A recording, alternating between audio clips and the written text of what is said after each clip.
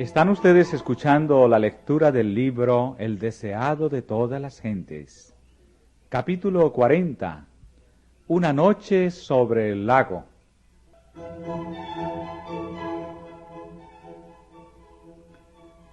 Sentada sobre la llanura cubierta de hierba, en el crepúsculo primaveral, la gente comió los alimentos que Cristo había provisto. Las palabras que había oído aquel día le habían llegado como la voz de Dios.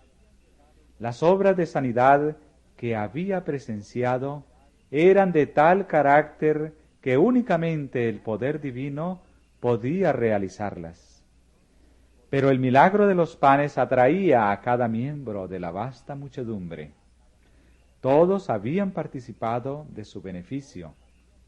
En los días de Moisés, Dios había alimentado a Israel con maná en el desierto.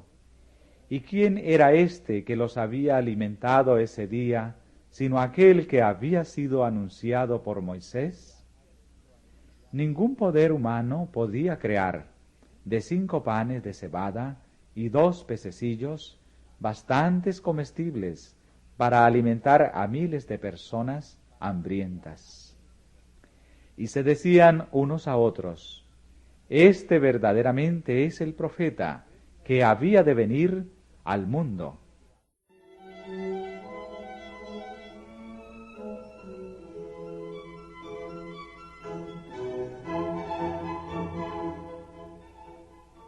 Durante todo el día esta convicción se había fortalecido. Ese acto culminante les aseguraba que entre ellos se encontraba el libertador durante tanto tiempo esperado. Las esperanzas de la gente iban aumentando cada vez más. Él sería quien haría de Judea un paraíso terrenal, una tierra que fluyese leche y miel. Podía satisfacer todo deseo, podía quebrantar el poder de los odiados romanos, podía librar a Judá y a Jerusalén, podía curar a los soldados heridos en la batalla, podía proporcionar alimento a ejércitos enteros, podía conquistar las naciones y dar a Israel el dominio que deseaba desde hacía mucho tiempo.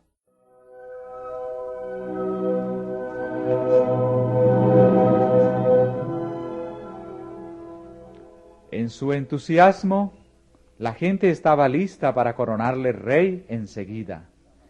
Se veía que él no hacía ningún esfuerzo para llamar la atención a sí mismo, ni para atraerse honores. En esto era esencialmente diferente de los sacerdotes y los príncipes, y los presentes temían que nunca haría valer su derecho al trono de David. Consultando entre sí, convinieron en tomarle por fuerza y proclamarle rey de Israel. Los discípulos se unieron a la muchedumbre para declarar que el trono de David era herencia legítima de su maestro. Dijeron que era la modestia de Cristo lo que le hacía rechazar tal honor. Exalte el pueblo a su libertador, pensaban.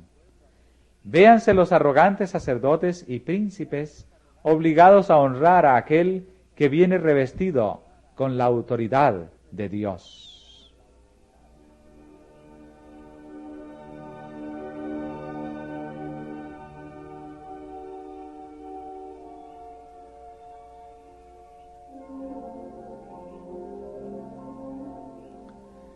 Con avidez decidieron llevar a cabo su propósito.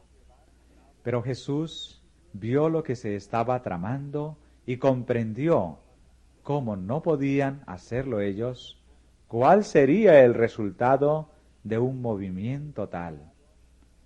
Los sacerdotes y príncipes estaban ya buscando su vida. Le acusaban de apartar a la gente de ellos. La violencia y la insurrección seguirían a un esfuerzo hecho para colocarle sobre el trono, y la obra del reino espiritual quedaría estorbada. Sin dilación, el movimiento debía ser detenido. Llamando a sus discípulos, Jesús les ordenó que tomasen el bote y volviesen enseguida a Capernaum, dejándole a él despedir a la gente.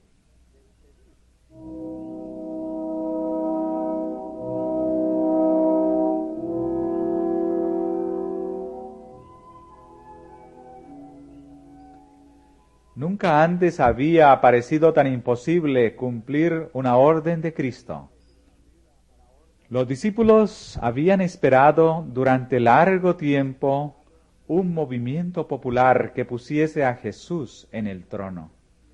No podían soportar el pensamiento de que todo ese entusiasmo fuera reducido a la nada. Las multitudes que se estaban congregando para observar la Pascua anhelaban ver al nuevo profeta. Para sus seguidores, esta parecía la oportunidad áurea de establecer a su amado Maestro sobre el trono de Israel. En el calor de esta nueva ambición, les era difícil irse solos y dejar a Jesús en aquella orilla desolada.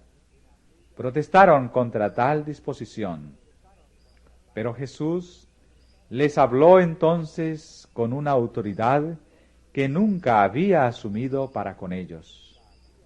Sabían que cualquier oposición ulterior de su parte sería inútil, y en silencio se volvieron hacia el mar.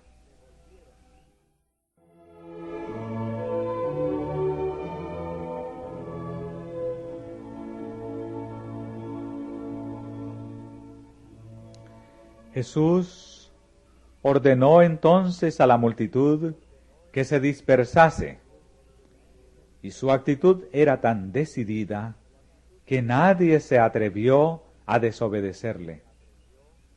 Las palabras de alabanza y exaltación murieron en los labios de las concurrentes.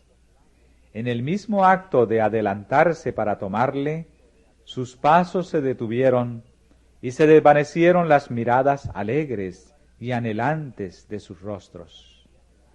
En aquella muchedumbre había hombres de voluntad fuerte y firme determinación, pero el porte regio de Jesús y sus pocas y tranquilas palabras de orden apagaron el tumulto y frustraron sus designios. Reconocieron en él un poder superior a toda autoridad terrenal, y sin una pregunta se sometieron.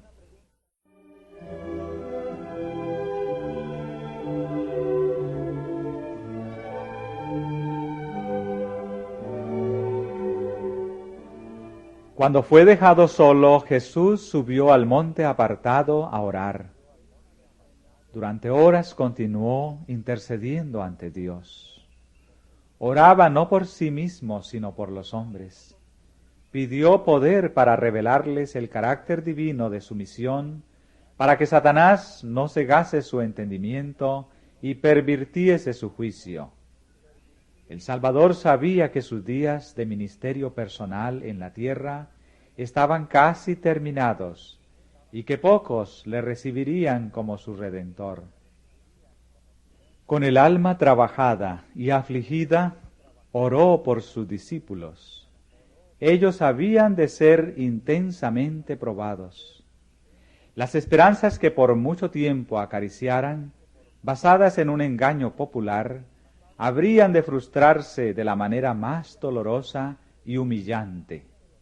En lugar de su exaltación al trono de David, habían de presenciar su crucifixión.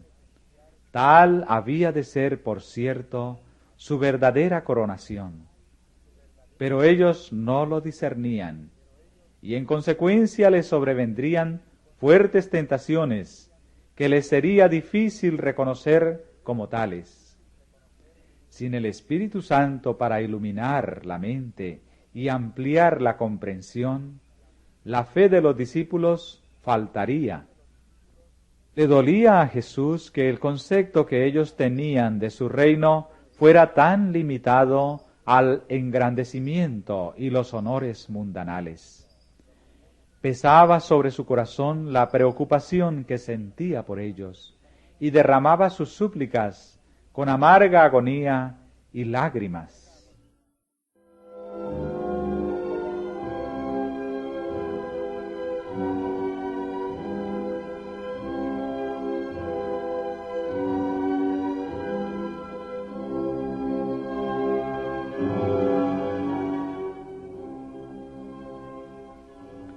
Los discípulos no habían abandonado inmediatamente la tierra, según Jesús les había indicado. Aguardaron un tiempo, esperando que Él viniese con ellos. Pero al ver que las tinieblas los rodeaban prestamente, entrando en un barco, venían de la otra parte del mar hacia Capernaum. Habían dejado a Jesús descontentos en su corazón, más impacientes con Él que nunca antes desde que le reconocieran como su Señor. Murmuraban por qué no les había permitido proclamarle rey. Se culpaban por haber cedido con tanta facilidad a su orden. Razonaban que si hubiesen sido más persistentes, podrían haber logrado su propósito.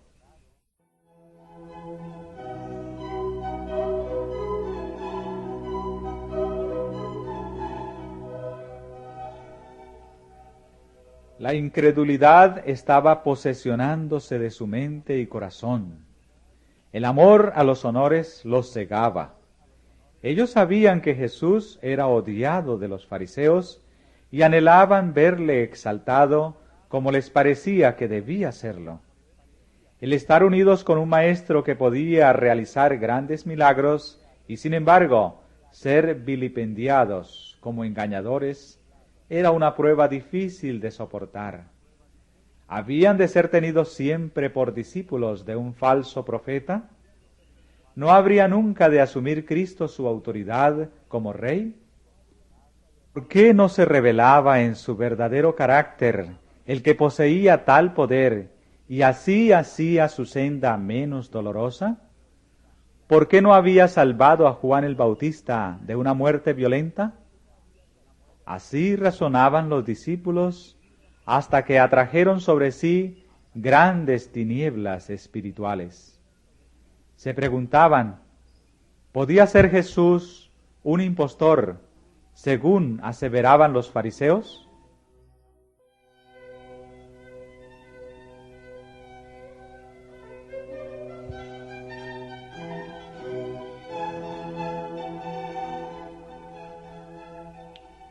Ese día los discípulos habían presenciado las maravillosas obras de Cristo. Parecía que el cielo había bajado a la tierra. El recuerdo de aquel día precioso y glorioso debiera haberlos llenado de fe y esperanza. Si de la abundancia de su corazón hubiesen estado conversando respecto a estas cosas, no habrían entrado en tentación. Pero su desilusión absorbía sus pensamientos. Habían olvidado las palabras de Cristo. Recoged los pedazos que han quedado, porque no se pierda nada. Aquellas habían sido horas de gran bendición para los discípulos, pero las habían olvidado. Estaban en medio de aguas agitadas. Sus pensamientos eran tumultuosos e irrazonables. Y el Señor les dio entonces otra cosa para afligir sus almas y ocupar sus mentes. Dios hace con frecuencia esto cuando los hombres se crean cargas y dificultades. Los discípulos no necesitaban hacerse dificultades. El peligro se estaba acercando rápidamente.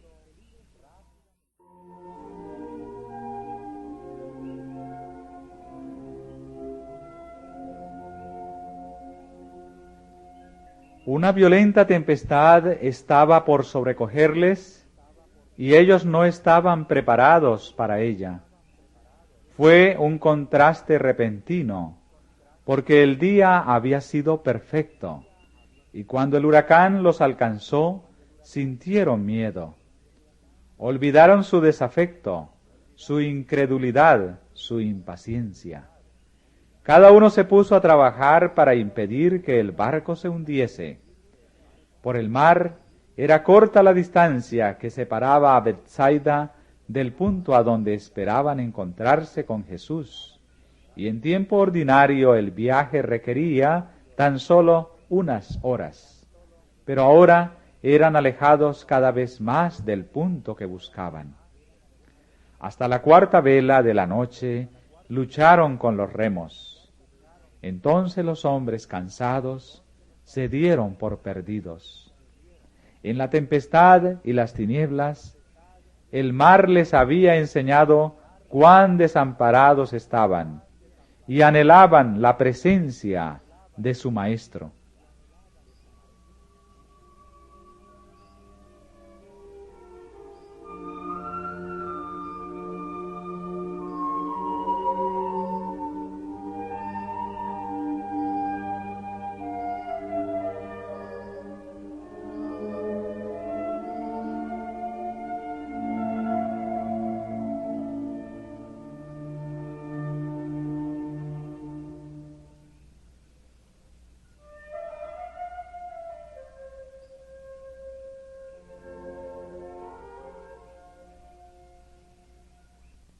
Jesús no los había olvidado. El que velaba en la orilla vio a aquellos hombres que, llenos de temor, luchaban con la tempestad. Ni por un momento perdió de vista a sus discípulos. Con la más profunda solicitud, sus ojos siguieron al barco agitado por la tormenta con su preciosa carga, porque estos hombres habían de ser la luz del mundo. Como una madre vigila con tierno amor a su hijo, el compasivo Maestro vigilaba a sus discípulos. Cuando sus corazones estuvieron subyugados, apagada su ambición profana, y en humildad oraron, pidiendo ayuda, les fue concedida.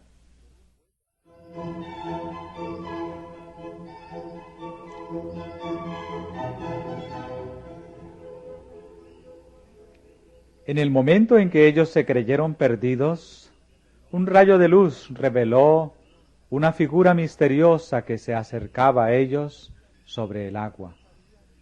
Pero no sabían que era Jesús. Tuvieron por enemigo al que venía en su ayuda. El terror se apoderó de ellos. Las manos que habían asido los remos con músculo de hierro los soltaron. El barco se mecía al impulso de las olas. Todos los ojos estaban fijos en esta visión de un hombre que andaba sobre las espumosas olas de un mar agitado. Ellos pensaban que era un fantasma que presagiaba su destrucción y gritaron atemorizados. Jesús siguió avanzando, como si quisiera pasar más allá de donde estaban ellos, pero le reconocieron y clamaron a él pidiéndole ayuda. Su amado Maestro se volvió entonces, y su voz aquietó su temor. Alentaos, yo soy, no temáis.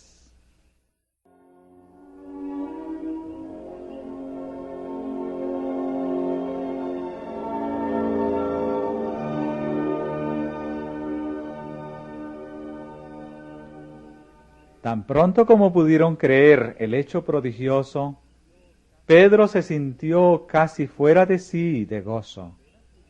Como si apenas pudiese creer, exclamó: Señor, si tú eres, manda que yo vaya a ti sobre las aguas. Y él dijo: Ven.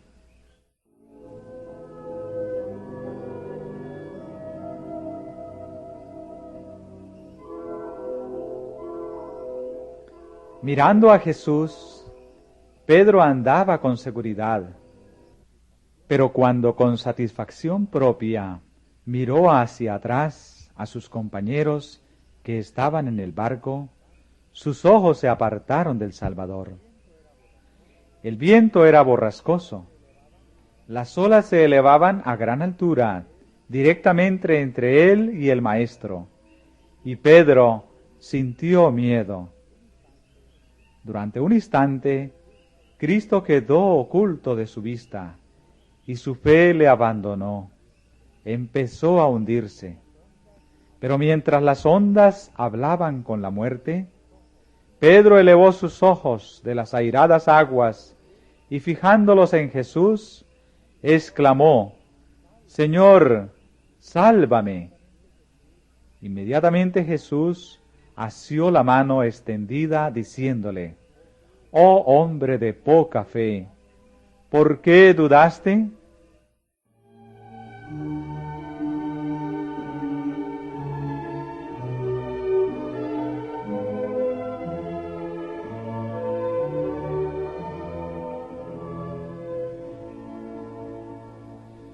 Andando lado a lado y teniendo Pedro su mano en la de su maestro, entraron juntos en el barco. Pero Pedro estaba ahora subyugado y callado. No tenía motivos para alabarse más que sus compañeros, porque por la incredulidad y el ensalzamiento propio casi había perdido la vida. Cuando apartó sus ojos de Jesús, perdió pie y se hundía en medio de las ondas.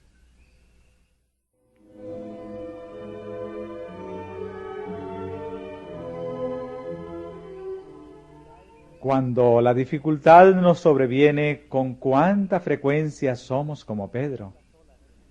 Miramos las olas en vez de mantener nuestros ojos fijos en el Salvador. Nuestros pies resbalan y las orgullosas aguas sumergen nuestras almas. Jesús no le había pedido a Pedro que fuera a él para perecer. Él no nos invita a seguirle para luego abandonarnos. No temas, dice, porque yo te redimí. Te puse nombre, mío eres tú.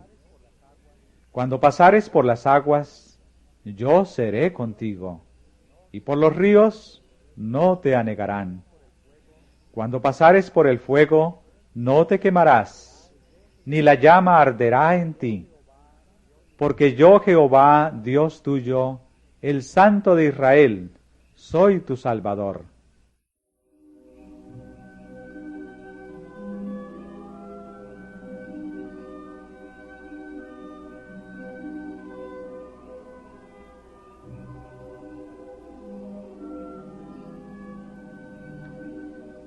Jesús leía el carácter de sus discípulos. Sabía cuán intensamente había de ser probada su fe. En este incidente sobre el mar, deseaba revelar a Pedro su propia debilidad para mostrarle que su seguridad estaba en depender constantemente del poder divino. En medio de las tormentas de la tentación, podía andar seguramente tan solo si, desconfiando totalmente de sí mismo, fiaba en el Salvador. En el punto en que Pedro se creía fuerte, era donde era débil, y hasta que pudo discernir su debilidad, no pudo darse cuenta de cuánto necesitaba depender de Cristo. Si él hubiese aprendido la lección que Jesús trataba de enseñarle en aquel incidente sobre el mar, no habría fracasado cuando le vino la gran prueba.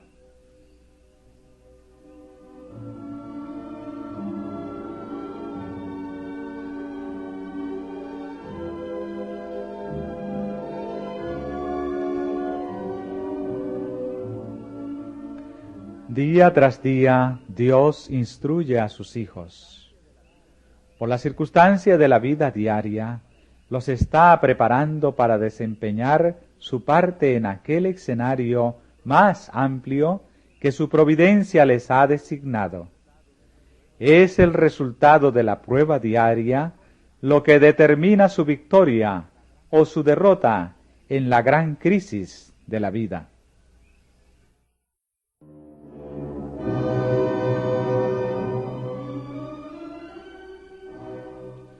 Los que dejan de sentir que dependen constantemente de Dios, serán vencidos por la tentación. Podemos suponer ahora que nuestros pies están seguros y que nunca seremos movidos. Podemos decir con confianza, yo sé a quien he creído. Nada quebrantará mi fe en Dios y su palabra. Pero Satanás está proyectando aprovecharse de nuestras características heredadas y cultivadas y cegar nuestros ojos acerca de nuestras propias necesidades y defectos. Únicamente comprendiendo nuestra propia debilidad y mirando fijamente a Jesús, podemos estar seguros. Apenas hubo tomado Jesús su lugar en el barco, cuando el viento cesó, y luego el barco llegó a la tierra donde iban. La noche de horror fue sucedida por la luz del alba. Los discípulos y otros que estaban a bordo se postraron a los pies de Jesús con corazones agradecidos, diciendo, verdaderamente eres Hijo de Dios. Este capítulo está basado en los libros de Mateo 14, versículo 22 hasta el 33, Marcos 6, versículos 45 al 52,